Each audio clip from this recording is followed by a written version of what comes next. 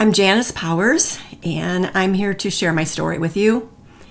During World War II, First Lieutenant Leonard Crandall was killed while piloting a B-24 bomber over Wesel, Germany. That was in 1945, March of 1945. He left behind a wife and a young baby daughter, and I am that daughter. And that was 75 years ago. This, as many of you know, is the anniversary of the 75th year of the end of that war in Europe. So actually, this is 2021. 2020 was the anniversary of that. And a lot of things were lost during that year because of a lot of things couldn't happen that I think really would have been wonderful as far as remembering the men in that generation, especially the ones who gave their all for us, including me. So this was my little family then, and this was probably the last photo ever taken of us together. My story could have ended when my father's life ended, but it really didn't. It went into kind of a time of not much going on because I was a baby and my mother remarried soon after that. But I am not alone. I'm one of about 183,000 children who were left fatherless. We were designated as war orphans by the Veterans Administration. And like so many of the people who I've met in an organization called AWAN, which are children of World War II, I've been on a journey of discovery my whole life. And it's been kind of an interesting one lately, too. So all of us have a different story. The only commonality we have, of course, is our loss of our fathers. But some of us have a lot of things that we have. And some of us have a lot of memories, a lot of wonderful things that people have saved for us, maybe. Now, with me, I am very lucky. I do have a lot of things. And one of the things that I have is an uncle who was my father's youngest brother. And he has made it his mission in the last maybe 25, 30 years to discover things about his brothers. He lost 2 brothers in that war. My father was one of them. My grandmother had 7 children. She sent 3 of them to that war. 2 of them did not come back. 1 did. And then my uncle, who's the youngest of, was a teenager at the time, but he has some wonderful things. And this is he has a room in his home that's dedicated to his lost brothers. And this is one of the things that sits in his room. And it's a bowl of what looks like glass or ice, but it's actually plexiglass that he brought home from Germany. It is part of my father's airplane. So there's that. So decades later, the man that I never knew did come alive for me. This was my parents' wedding picture. They were married right after he enlisted in the service during World War II. And they spent the entire almost 2 years of their married life all over the place. They from Wisconsin to Texas to Oklahoma. At that time, my father was in training. So I know my mother went to visit him several times. He actually came home several times too. But I have some fun pictures of him when he was in the training. And these are small airplanes that these guys trained on, of course. And this is some of his, he's the second from the right there. And again, he's the second from the right. And these are pictures he sent home to my mom. And I don't think I really would love to have his letters, which I don't. But a lot of these pictures, which is kind of fun, were written on the back. So there's little notes on the back that give me something that I never had before, and that's kind of a personal feeling for him. When I mentioned my mom, this is one that was taken when he was in Texas, and she was there to visit him. And I know that she talked a lot about Texas, that it was very hot. But I never heard her talk a lot about the things I wish that she had. So anyway, it was fun to find all these pictures, and I started looking into his records from the service too, which was really good. And one of the things that I did have, I found a lot of books that had come. This, I think, is a B-24 that he had sent home to my mom and that she did save. So she did save some things. But he got his wings, and here's a picture of him pinning his wings on him. And shortly after that, he left for the war. Here's another little personal piece that means a lot to me. He signed it. It says, "To my darling wife, with lots of love, Len." His nickname was Len, and this was a page from one of the books. This is a picture that I have of him being home. This is my father on the far left. I'm the baby in the center. It's my grandfather in the middle and my grandmother on the right. And this was not the last time he was home. As you can see, I'm very small there. Maybe it was when I was born. I'm not sure. Then he left for the war. He left for Europe on a ship called the Ile-de-France, and he left in November of 44. The ship landed in Scotland, and from there he traveled to England. And he was stationed there in England at an airfield called Shipton. It was the home at that time of the 8th Air Force. And he was there the entire time until his last mission. He was in the 8th Air Force. They called them the Flying 8-Balls. And I have some fun things that he sent home, also some of the newspapers that were written there. So that's where he remained. I'm going to read something here. You can see here it shows Shipton with the arrows going out, and all of his missions were flown into Germany for various things. And I'm going to read you a little quote from my book. "And then my father flew from December 1944 to March of 1945, 21 missions while stationed in England. His final flight was a low-level mission called Operation Varsity. It was the largest airborne operation of World War II in support of Field Marshal Montgomery's thrust across the Rhine, dropping supplies to British paratroopers. His plane, which was called K-Bar, this was the plane he flew on the day that he was lost. He flew many different, the pilots then flew many different planes during, on their missions, but this was the plane he flew last. It was hit by anti-aircraft fire from the ground, and it crashed and exploded on impact. The entire crew of that plane perished. And this is a picture of the crew. My father is in the back row, far right, the pilot. And the tall man in the middle was his navigator. And I think they had a special friendship. And I'll tell you how that hell happened. I have a short video of his plane crash. And that's something kind of rare, but I do. It was taken by one of the planes in formation that he was flying with.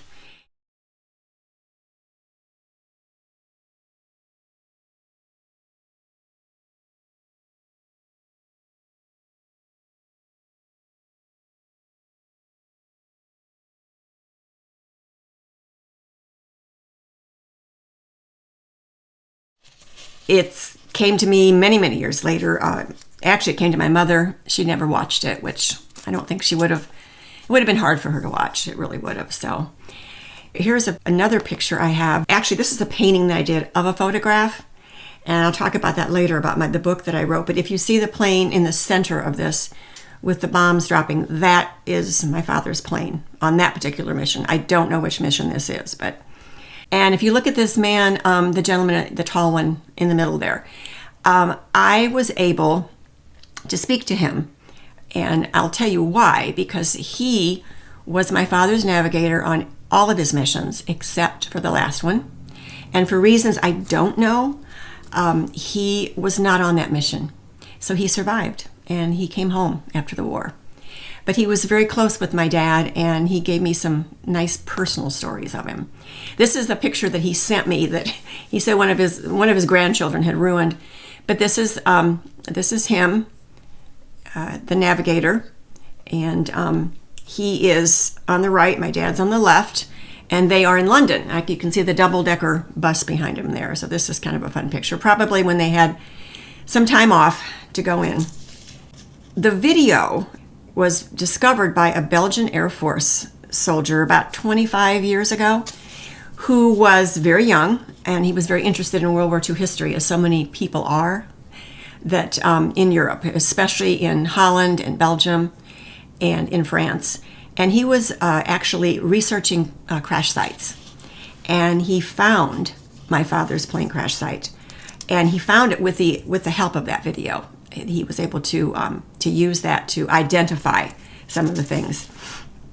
that led to him connecting to an organization in the U.S. that my uncle, who I told you was searching for, led him to connect with this young Belgian soldier, and they formed a relationship. My uncle ended up traveling to Germany, to the crash site, to see it, met the young man, and the most interesting part of the story is he also met the German soldier who had shot my dad's plane down. He had been a very, very young, I think a teenager at that time. So my uncle made some amazing connections, and he shared them with me. And at the time he actually shared them 20-some years ago, I really didn't, I didn't go much further with him. My mother was still alive, so, but I kept all that in my memory. So anyway, last year, I actually traveled to Germany, to Wessel. This kind of shows a collection. I wanted to briefly, my uncle that I talk about it a lot is the youngest soldier here on the far left down there. He was a Navy boy, Navy or Coast Guard, yeah. My dad was Air Corps. One of my uncles was a Marine, and one of them was the 3rd Armored with Patton. And then my own husband was in the 3rd Armor later during the Vietnam War. So this is kind of a lot of the veterans in our life and men who served.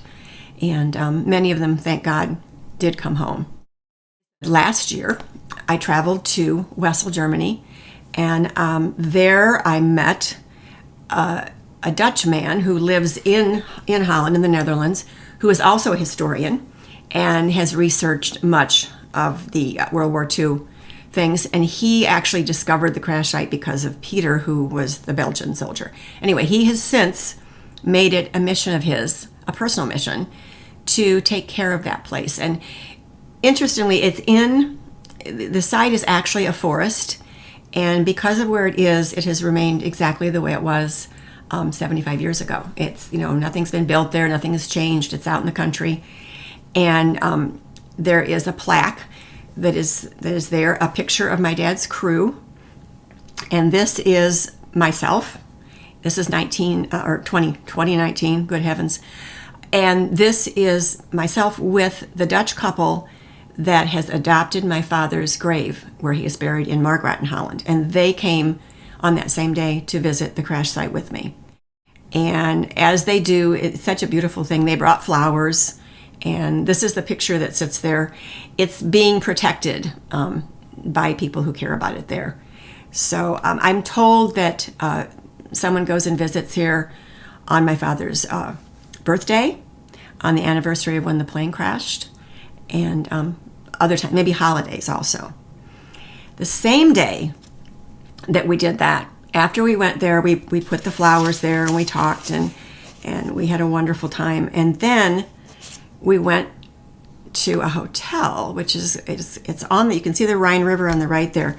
We went to this hotel in Germany. It's called Watch on the Rhine. I won't try and say that in German, but that's what it's called. And in this hotel, we had lunch, and this is a balcony. You can see the balcony, I think, there, but here you can see it. It looks over the Rhine River. And what I discovered for the first time ever, that this is where General Eisenhower, Field Marshal Montgomery, and Winston Churchill sat together on this balcony, and they watched Operation Varsity from that balcony. They watched those planes and the paratroopers and the gliders and the ground troops coming over there to cross the Rhine into Germany. And the doors up there were actually the doors to Churchill's room, which we got to go up and see. Now, this is in Germany, mind you, and in the lobby, there is this particular clipping that is framed, and you can see them sitting on the balcony there. You see Churchill sitting down with his binoculars, and Eisenhower and Montgomery watching across the river. And the date on this is actually the date after the day my father died. But it's just amazing to me that it's history coming alive. It really is. And this is one of the wonderful things I've been able to discover. Some of the places I got to see were planned. This was a planned visit, obviously, and I was very well prepared for everything.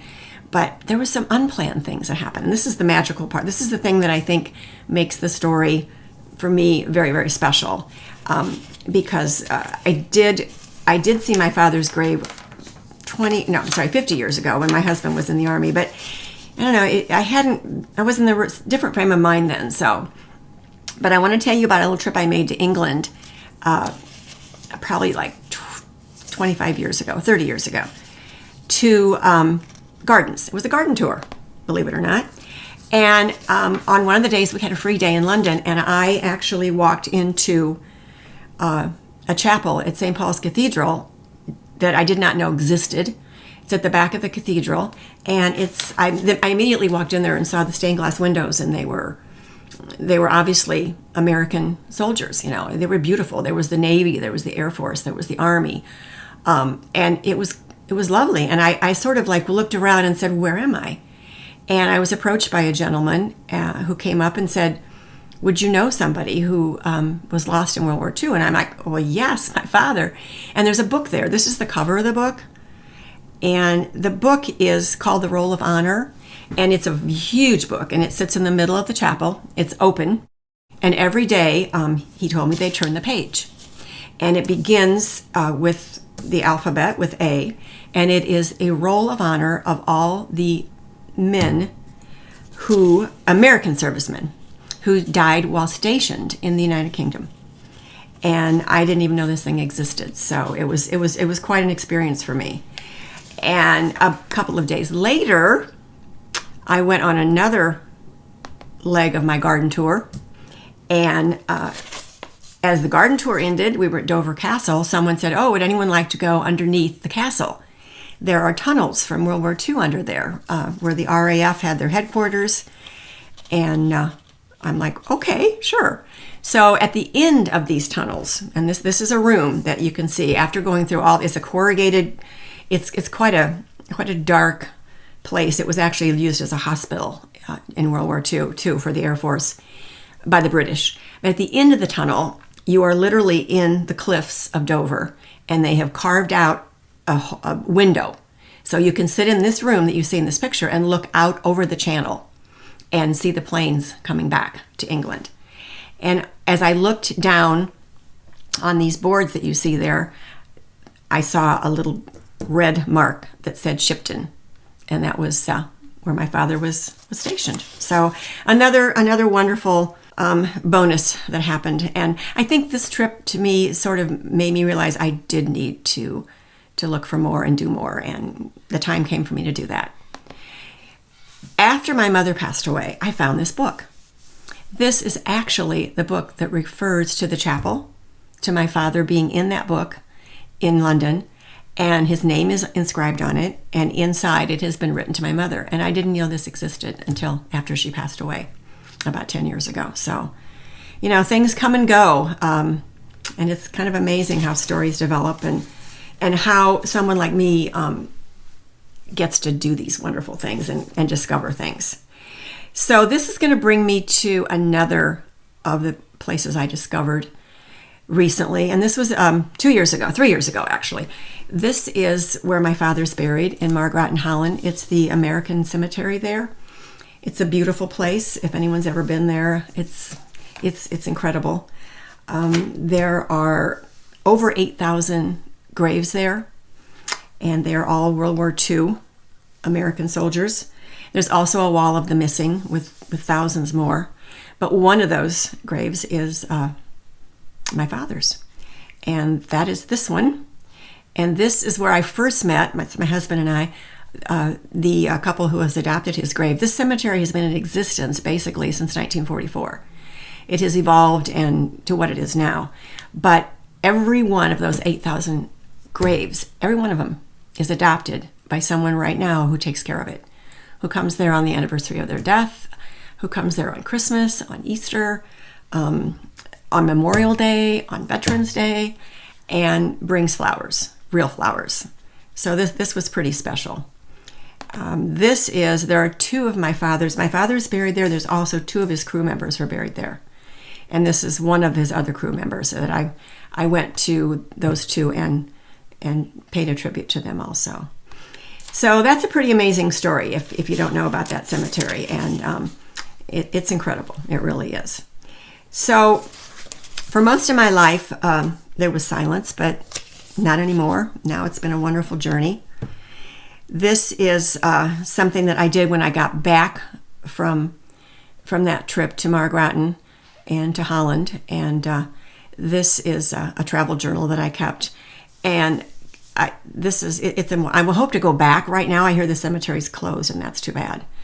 But when I got to this certain place, I decided I wanted to write all this down. And it started out as just something I wanted my children to have and know about, and, just for a family. And it kind of grew from there. But I have so many wonderful little artifacts. This was a writing folder that was my father's that he would write.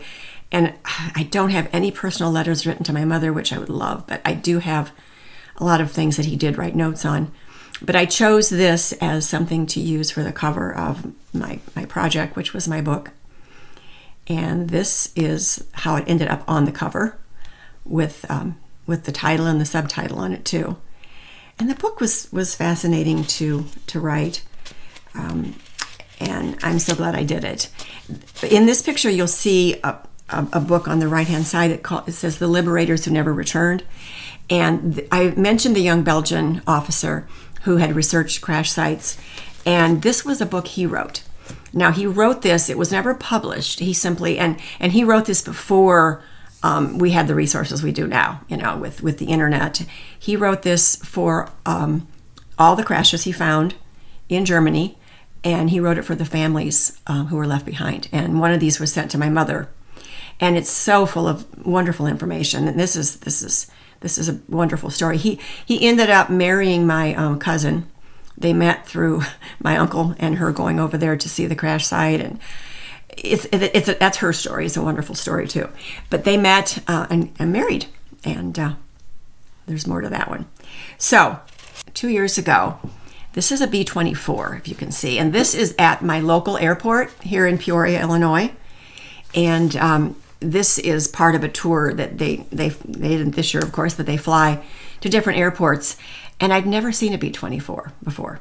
So this was my opportunity to do that. And I went out there to the airport on the last day and took my granddaughter. And I was amazed at the size of it, at what it was like inside. And I got to, literally, you had to crawl into this airplane.